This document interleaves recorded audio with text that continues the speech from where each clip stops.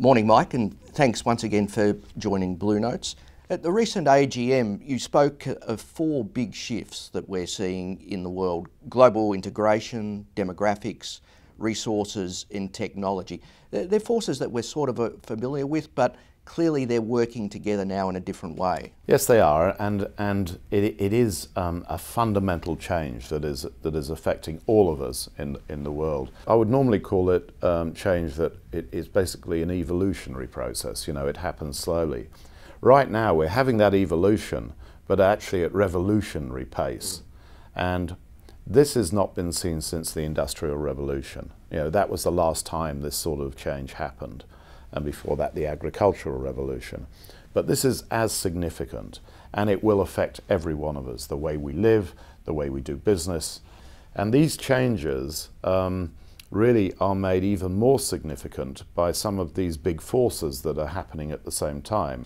The demographics, of course, are very, very significant, and all the issues that that creates with it. And of course this massive growth in the middle class. You know, the concern around resources and whether or not they are sufficient and efficiently spread. Urbanisation in itself is an extraordinary issue. One of the other phrases that you used in your speech was the idea of a citadel mentality, where the defences are up, and presumably what you're talking about here is you've actually got to take all those defences down and have more conversations and more involvement. Well, I think that's right. You know, I think that the business model that was created for the last century, if you think about it, was appropriate for that time, but it was quite a defensive model.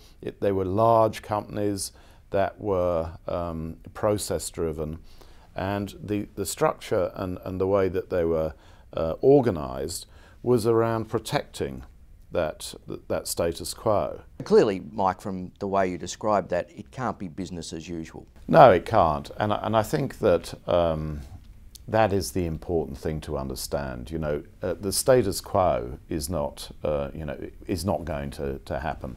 You cannot just maintain the status quo.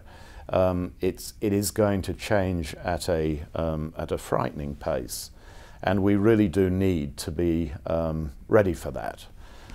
So I think that it will mean that we have to get out of our comfort zone in a lot of aspects of how we live.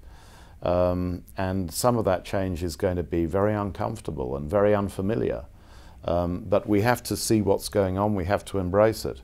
You know, the younger generation will inevitably be able to adapt faster. But for many of us who are very entrenched in the way we do things and of course are very familiar with the systems around us and how it all works, it's going to be, I think, quite difficult. And having said that, you know, any change brings opportunity. You spoke of the bank, ANZ, being future ready.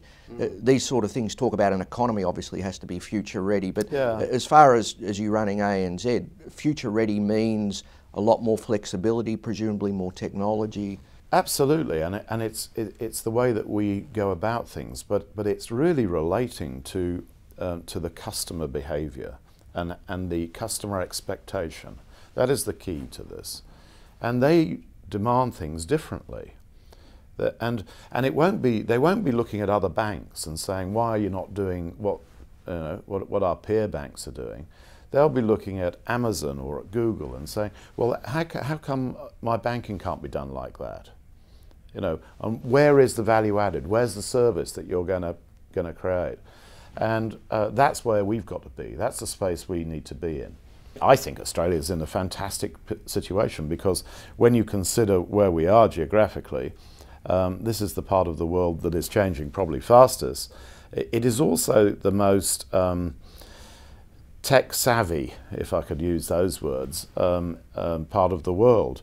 You know, you look at the adoption and the acceptability of technology change in the digital world in Asia compared to the old economies in Europe or the US. You see far more acceptance and a far bigger uptake. And I think Australia is going to benefit from that. But we've really got to look for that opportunity, and we've really got to see, you know, what are we going to do about that? How are we going to make the difference? Well, thanks, Mike, once again for your time and for speaking with Blue Notes. Pleasure.